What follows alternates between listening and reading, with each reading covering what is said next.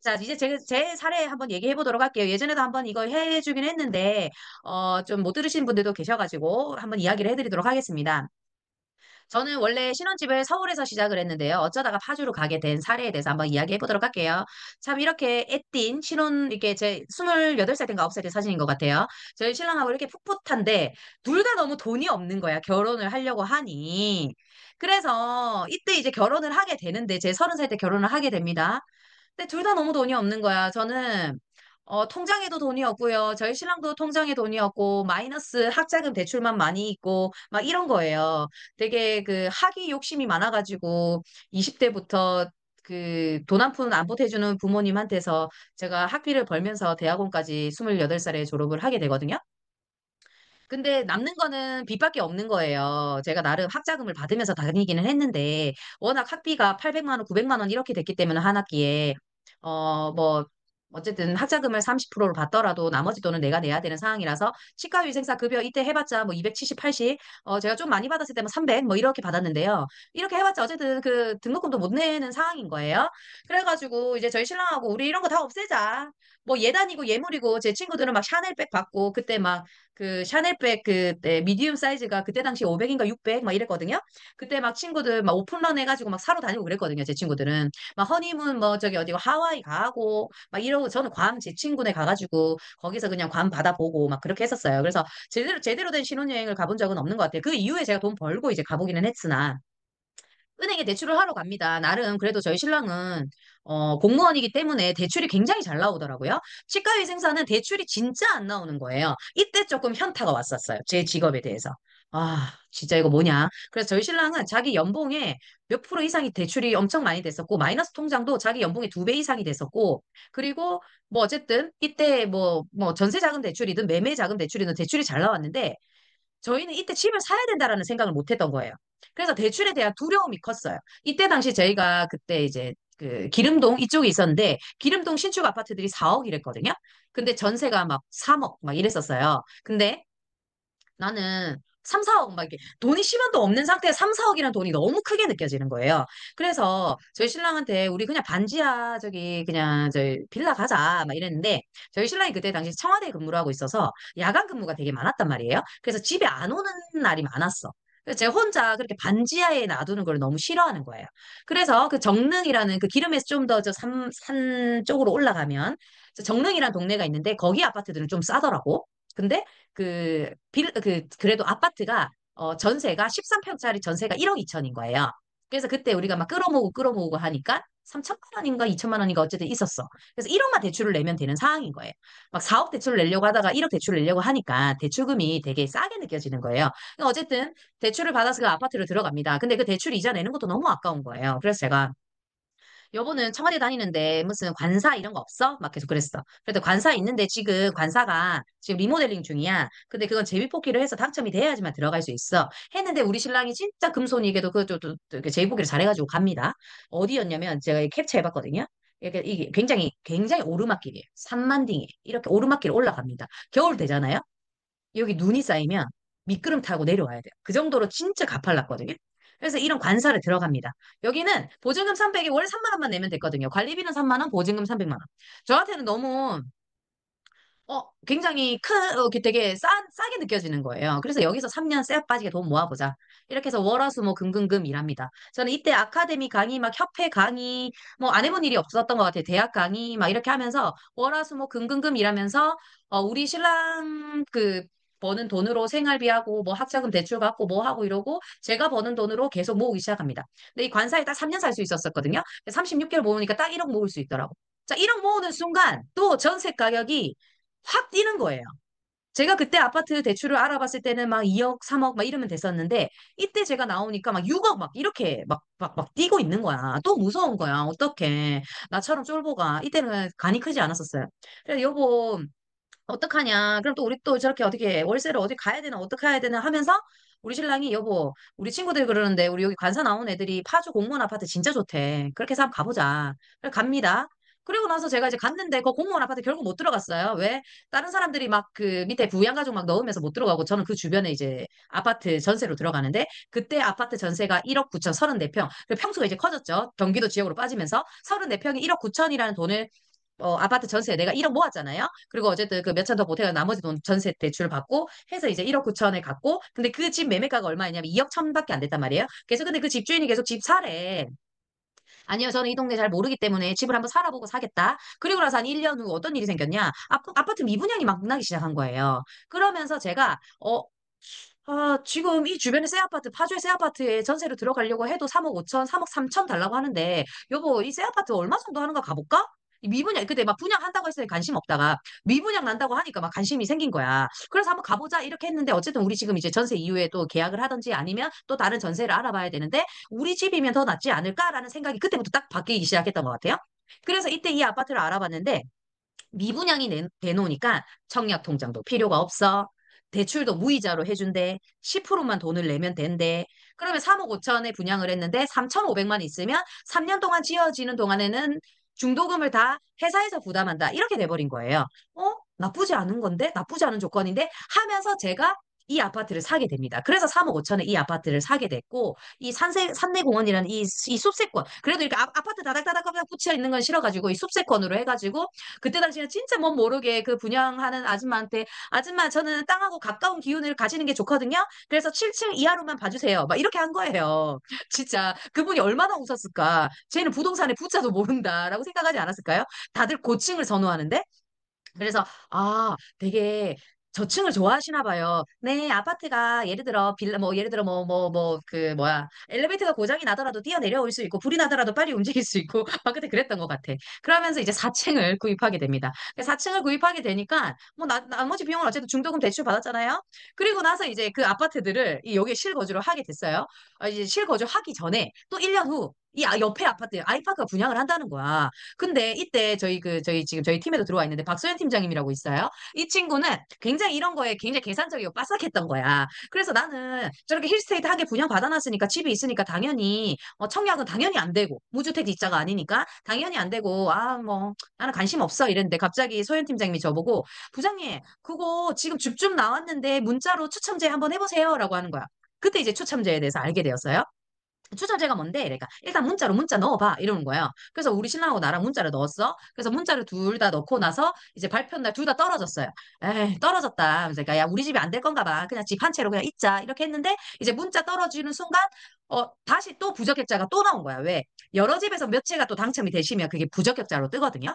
그러면서 이제 부적격자가 뜨면서 또 100채가 됐어. 근데 이제 이 부적격자들은 부적격자 그 100채가 나온 것 중에 문자 추첨 떨어진 사람들에 한해서 제비뽑기를 하겠다고 한 거예요. 그래서 우리 신랑이 그때 그 엄청 추운 겨울이었는데 발에 동상이 걸리면서도 서가지고 기다렸다가 10시에 오픈해서 들어가가지고 이제 그 제비뽑기를 본인이 뽑은 게 아니라 자기 종이 넣은 거를 다른 사람이 뽑아줬는데 29층이 당첨이 된 거예요.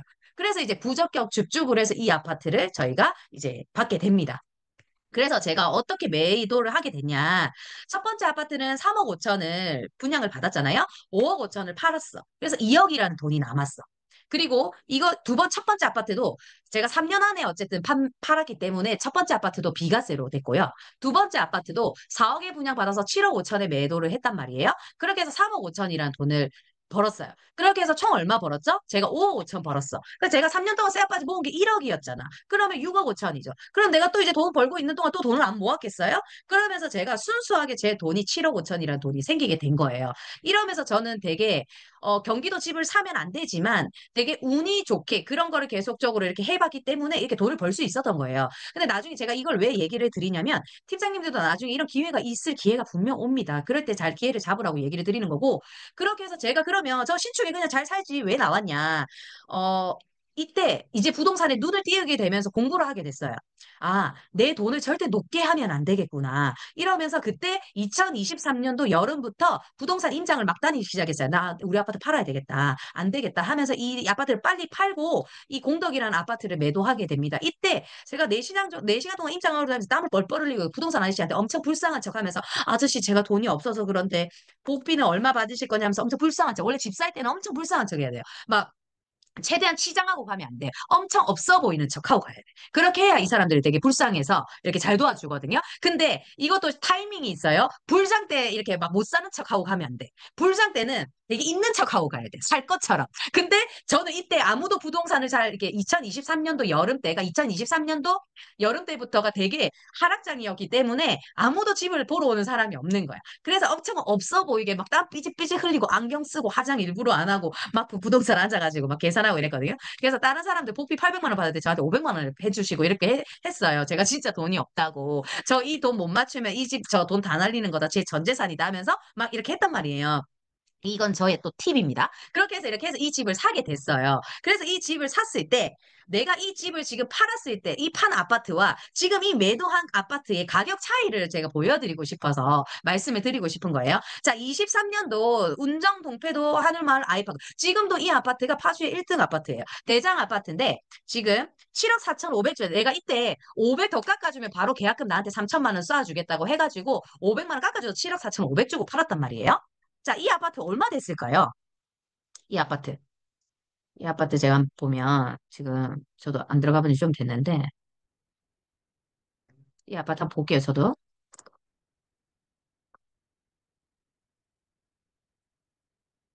단지 정보 실거래가 34평. 지금 얼마 됐어? 최근에 매매가 7억 7천인 거예요. 그러면 내가 팔았을 때보다 2,500 오른 거예요. 자, 지금 제가 산 아파트들 보여드릴게요. 제가 이거 얼마 주고 샀댔죠? 13억 3천 주고 샀어요. 마지막 실거래가 17억 8천 됐어요. 어떻게 생각해? 내가 지금 월세살이 사람들이 왜 월세살이 하냐고 하는데 나는 왜 공덕 아파트 제가 입주를 안 한 이유가 거기에 앉아 있으면 내가 깔고 앉아 있어야 되는 돈이 너무 큰 거야. 그러면 대출 이자가 한 300만 원 정도를 내야 되는 거예요. 근데 저는 애기도 없고 그러고봤자 강아지 한 마리밖에 없고 우리 신랑밖에 없는데 우리 세 명에서 그냥 월세살이 해도 되겠다라고 생각이 든 거예요. 그래서 월세를 알아봤더니 제가 그때 아이파크 거기 월세 알아봤을 때 120이었고 그 120에 살고 있다가 제가 이제 너무 힘들어가지고 광명으로 이사를 오기로 했는데 여기도 160이란 말이야. 그래서 저는 어쨌든 120, 160 쓰고 있지만 160을 쓰고 있지만 대출 이자를 내는 비용이나 내가 월세를 내는 비용이나 오르는 가격 폭을 보라는 거예요. 그럼 아까 그 금액은 2,500 똑같은 시간이 지났는데 2,500 올랐는데 지금 이건 얼마야? 13억 3천에서 17억 8천이면 얼마예요, 돈이? 그 기간 동안 꽤 올랐잖아. 17억 8천이면 4억 5천이라는 돈이 올랐어요. 2,500과 4억 5천의 가치를 보세요, 가치. 그래서 집은 입지가 좋은 곳에 사야 결국 가격 방어를 하고 우상향을 빨리 할 수가 있다는 거야. 근데 내가 그때 그 판단을 하지 않고 아, 나는 지금 파주에 대장 아파트 살고 여기 인프라로 다 구축해 있는데 여기는 골프장과 헬스장과 뭐가 잘 되어 있는데 아, 지금 여기는 십몇 년도 된 아파트고 구축이고 이랬으면 못 샀던 거예요. 그러면 저는 지금도 이 4억 5천이라는 돈을 못 벌었을 거예요. 그래서 저는 꼭 우리 팀장님들한테 얘기를 해주고 싶은 거는 다 지역마다 차이가 있을 겁니다. 근데 입지 공부는 반드시 하셔야 돼요. 그게 제일 중요해요. 그래야 본인이 두렵지가 않아. 나중에 하더라도. 그래서 제일 중요한 거는 나는 내가 아는 만큼 보이기 때문에 내가 부동산이든 주식이든 주식은 묻지마 투자할 수 있지. 금액 단위가 크지가 않기 때문에 부동산은 그게 안 된단 말이에요. 그래서 절대 부동산은 입지 분석 반드시 공부하셔야 되고 제가 아까 요 얘기했죠. 부동산 꼭 알고 있어야 되는 부분 이거 얘기했죠. 꼭 아파트 매매 시 꼭 이 부분에 대해서 잘 고민해 보시고 입지 분석 잘 보시고 그리고 이거 볼 때도 어떻게 보냐면 저는 이런 거 볼 때, 여기 보시면, 여기, 뭐, 예를 들어, 그럼 처음부터 임장 가기 어렵잖아요. 그죠? 우리 바빠 죽겠는데. 저희 카카오 맵을 저는 이렇게 열입니다. 카카오 맵을 열어서 이렇게 아파트를 봐요. 그래 내가 처음에, 제가 지금 요 아크포레 여기 있거든요. 처음에 이 아파트도 올까 말까 되게 고민했던 게 이 주변에 다 빌라촌인 거야. 지금 이게 재개발이 되고 있지만 다 빌라촌인 거야. 근데 이제 내가 예를 들어 이 말집을 산다면 이런 집을 안 샀겠죠. 왜? 다 이 빌라촌이 나중에 아파트로 변신이 되면 이, 이 역세권 앞에 아파트들이 오르고 뒤에 게 오른단 말이에요. 그래서 제가 현아부 지점장님이 이 아파트를 가지고 있을 때 지금 저기다 빨리 팔고 그 돈으로 서울 빨리 갈아타게 해야 된다. 그때 무리해서 마포 사도 되는데 또 알죠? 우리 현아부 지점장님도 되게 쫄보여가지고 아, 안 돼, 안 돼. 마포 안 돼, 안 돼. 그렇게 해서 이제 지금 저 당산도 되게 좋은 입지거든요. 9호선, 2호선이 다 다니는 곳이에요. 거기를 사기는 했지만 그래서 제가 그때 빨리 팔아라 이렇게 했단 말이에요. 그 지금 우리 현아 부지점장님도 본인이 팔았을 때 이 가격 오르는 것보다 자기 지금 사놓은 아파트 가격이 훨씬 더 올랐단 말이에요. 지금 몇 개월 안 됐는데도 불구하고 이게 입지의 차이입니다. 반드시 부동산은 묻다마 아파트만 한데 나홀로 아파트 하지 말고 입지 분석 반드시 해서 하고 그래서 이런 주변을 보면서 너무 이렇게 빌라촌들이 많잖아요. 지금 근데 요 광명은 여기 다 뜯어내고 새로 지금 아파트를 짓고 있단 말이에요. 다 뜯어내고 그럼 얘네들은 나중에 천지개벽을 하겠죠. 근데 막 예를 들자면 한번 볼까요? 저 아까 우리 좀그 나홀로 아파트도 있고 이런 데 봐봐. 이렇게 빌라촌에 이 주변에 끼어 있는 아파트들은 절대 잘 안 올라. 진짜 조심하셔야 돼. 그래서 진짜 조심하셔야 되고 제가 저희 후배한테도 그때 여기를 사라고 했거든요. 자기 가격에 어디를 가는 게 좋겠냐 저한테 막 물어보는 거예요. 그래서 제가 여기 어디지? 여기 다 빌라촌이잖아. 그래서 제가 신도림 가라고 했거든요. 신도림 자기 돈에 원래 신도림에는 여기 보세요. 여기 다 아파트촌에 이 학교들이 다 몰려있지. 역세권 껴있지. 신도림의 대장은 이쪽이에요. 이쪽 신도림 4차하고 이쪽이거든요. 이쪽이 대장인데 돈이 안 되는 거야. 그래서 제가 여기 신도림 태영 가라고 했어요. 근데 결국 말 안 듣고 어디 갔냐? 이상한 뭐지 주상복합? 또 아파트를 산 거야. 저 구축 살기 싫다고. 근데 지금 그게 1년 지났지만 결국 또 그게 몇 억 갭 차이가 많이 났거든요. 그래서 이게 부동산은 입지가 제일 중요하다라는 거. 내 돈이 높게 하면 안 된다라는 거. 그리고 나 경기도 살고 싶어. 그러면 여기에 사놓고 경기도에 월세 살든지 전세 살든지 하시면 됩니다. 근데 지금 정책으로는 갭 투자를 못 하게끔 해놨단 말이에요. 그래서 나중에 이게 좀 풀릴 때가 분명 와요. 그때 이렇게 또 갭 투자를 한다든지. 그러니까 저는 지금 그 마포집도 세입자는 7억이라는 돈이 들어가 있고요. 제 돈은 6억 몇천 들어갔죠. 그리고 나중에 나머지 취득세 이렇게 들어가잖아요. 세입자가 내 돈보다 돈이 더 많이 들어가 있어요. 그래서 세입자 레버리지 한 거지, 저는. 저는 은행 레버리지를 한 게 아니라 세입자 레버리지를 한 겁니다. 그래서 이런 부분들을 잘 알고 계시면 나중에 이런 기회가 또 오면 또 잡을 수가 있어요. 그래서 저는 이렇게 카카오 맵으로 항상 봐요. 그래 봐서 아, 이 주변에 아, 여기가 이렇게 다 빌라촌이구나. 아, 여의도 한번 볼까요? 여의도 다 아파트촌이잖아. 그러니까 비쌀 수밖에. 오래된 아파트들 이제 재건축하면 얘네들 얼마나 천지개벽하겠어요. 그리고 저는 지금 여기 5단지 이쪽인데 제가 여기 왜 했냐면 신촌하고도 가깝고 서울역 가깝고 이런 부분들이 다 제가 생각했던 게 제일 잘 맞았고 이때 제가 마레프를 들어가려고 했거든요. 저희 아파트가 여기 지금 여기 5단지인데 바로 옆에가 마레프예요. 여기를 들어가고 싶었는데 가격이 2억 차이가 나더라고. 그때 살려고 할 때 20평대가. 굳이 제가 너무 무리해서 갈 필요는 없겠다 해서 옆에 거를 샀고 당연히 마레프가 먼저 오르고 그다음에 옆에 치고 올라간단 말이에요. 그래서 이런 것들만 알고 계시면 부동산에 이제는 좀 실패를 하지 않지 않을까 싶어요.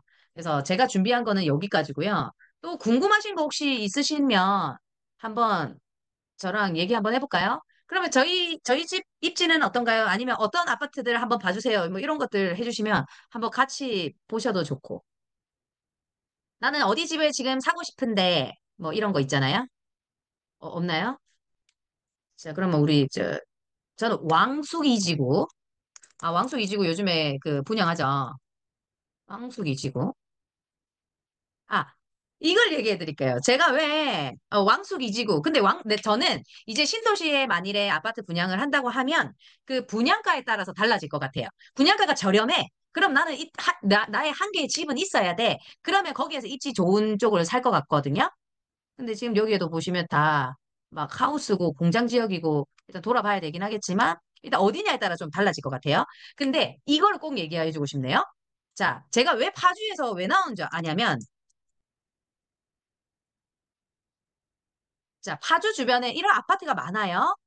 근데 아직까지 이렇게 지금 허허벌판들이 많거든요. 지금 아직까지 지어져야 될 아파트들이 많아요. 그러면 이 아파트의 가치들이 오를까요? 여기들도 지금 킨텍스 주변에도 아직까지 지을 땅이 많아요. 그래서 확장성이라고 하거든요. 이런 거를. 너무 확장성이 많아서 빨리 도망가야 되겠다고 생각이 들었고, 분당을 보면, 분당은 얘네들은 확장성이 없어. 그린벨트 지역으로 다 묶여져 있고, 이 산을 다 깎아서 할 수가 그린벨트로 다 묶여져 있어서 얘네들은 지을 땅이 없어요. 다 이렇게 산으로 돼 있지. 이걸 못 갔거든요. 그린벨트 지역으로 돼 있어서. 그래서 얘네들은 여기들을 재건축을 해야 될 수밖에 없어.